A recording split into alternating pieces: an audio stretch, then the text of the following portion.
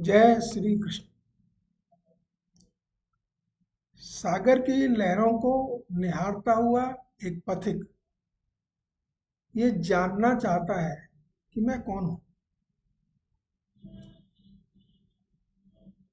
अपने आप को जानना, अपने आप को पहचानना, ये सबसे विशिष्ट ज्ञान है और उसके लिए किया गया पुरुषार्थ सर्वश्रेष्ठ कर्म की श्रेणी में आता है। क्योंकि इससे बड़ा कोई कर्म ही नहीं। कुछ भी कर्म करिए, अगर हम अपने आप को ही नहीं जान पाए, अगर हम अपने आप को ही नहीं समझ पाए, तो उन सब कर्मों करने का क्या प्रयोजन है। अपने आप को जानने के बाद आप जो कर्म करेंगे वो सार्थक है। अपने आप को पहचाने बगैर, अपने आप को समझने से पहले जो कर्म भी हम करते हैं, जो कर्म भी हम करते हैं, वो निष्प्रयोजन टाइप ही है, कोई उपयोग नहीं है उनका। क्योंकि आप अगर ऐसे कर्म करते रहेंगे तो न जाने कितनी बीमारियां आपके शरीर में प्रविष्ट कर जाएंगी। आपके मन में नाना भांति के निरर्थक विचार आते रहेंगे, जाते रहेंगे और अंततोगत्वा ये लीला समाप्त होने की कगार तक पहुंच जाएगी। इसलिए सर्वश्रेष्ठ कर्म है अपने आप को पहचानने का प्रयास करना।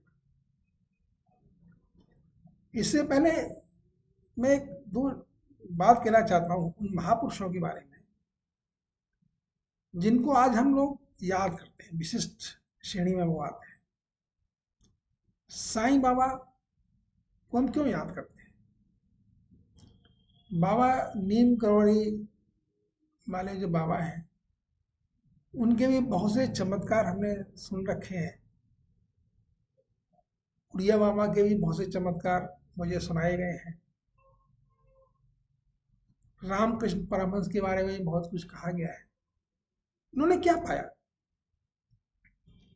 गौतम बुद्ध तो 2500 साल पुरानी बात है, तो 2500 साल पुरानी, लेकिन ये तो अभी 200-300 साल के बीच के ही लोग हैं। क्या विशिष्टता है उनमें? उन्होंने क्या पाया? एक प्रबुद्ध नागरिक, एक प्रबुद्ध व्यक्ति जो थोड़ा दिमाग दौड़ाना चाहता है, जो जिज्ञासु है, उसके मन में ये प्रश्न तो आना ही स्वाभाविक है कि इनके पास क्या था। चमत्कार में बहने की जरूरत नहीं है।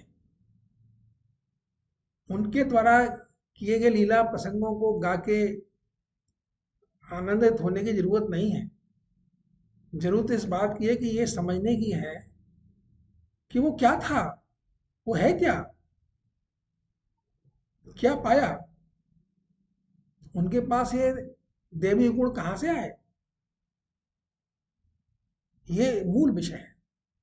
एक जिज्ञासु व्यक्ति के मन में ये अवश्य आना चाहिए कि अगर कोई जिज्ञासु इन प्रश्नों का उत्तर ना सोच पाया, ना समझ पाया, तो वो सिर्फ वो आर्थिक या जीवन यापन के साधन के अलावा कुछ कर नहीं पाया जाता। लेकिन जिसने ये कर लिया, जिसने ये पा लिया, जिसने ये खोज लिया, प्रसन्न हो गया, खिलखिलाने लग गया, मुस्कुराने लग गया, आनंदित होने लग गया। ये प्रश्न है, इसको खोजने की चेष्टा अवश्य करनी चाहिए। अब आज देखिए, जो मेरे गुरु हैं, हर रोज, जैसे मैंने पहले भी कहता रहा, एक नया रहस्य मेरे सामने खोलते हैं, उजागर करते हैं। कुछ रहस्य ऐसे होते हैं जो हम बता पाते हैं, शेयर कर पाते हैं, लेकिन कुछ रहस्य ना शेयर करने योग्य होते हैं और कोई फायदा भी नहीं। कोई समझ ही नहीं सकता कि क्या कहा जा रहा है, क्यों कहा जा रहा है। हम भगवान राम की, भगवान कृष्ण की आराधना करते हैं, हम भगवान कहते हैं, भगवान विष्णु, भगवान शिव, इनको हम जानने की चेष्टा, जानने की जरूरत नहीं है, वो तो है ही।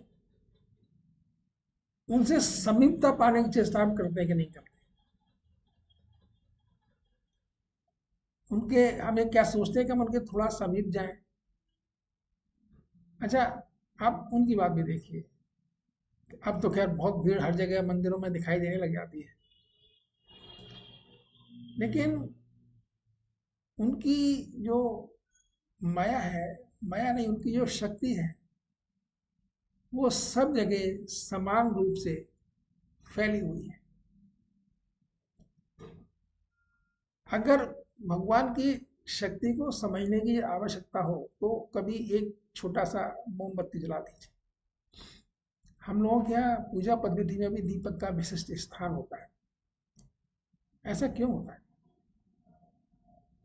मैं उसकी जानकारी देने के लिए तो सामर्थ्य नहीं रखता हूँ, लेकिन मैं जानता हूँ कि जब दीपक की लौ जलती है, एक दीपक की लौ जब प्रज्वलित होती है, तो वो समान भाव से चहुं ओर अपने प्रकाश को फैलाती है। तो अगर ईश्वर की महिमा समझने की आवश्यकता हो तो आप ये समझ सकते हैं कि दीपक की लौ अपना प्रकाश चारों तरफ फैलाती जाती है, और दीपक की लौ जहाँ पर है वहाँ सर्वाधिक प्रकाश होता है, और जितना हम उससे दूर जाते जाते हैं उतना ही प्रकाश की जो ज्योति है वो धीमी होती चली जाती है, मंद होती चली जाती है। ऐसे ही जो हम लोग हैं,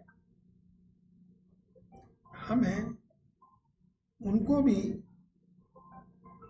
आगे प्रभु की चेष्टा समझना ऐसे ही करनी चाहिए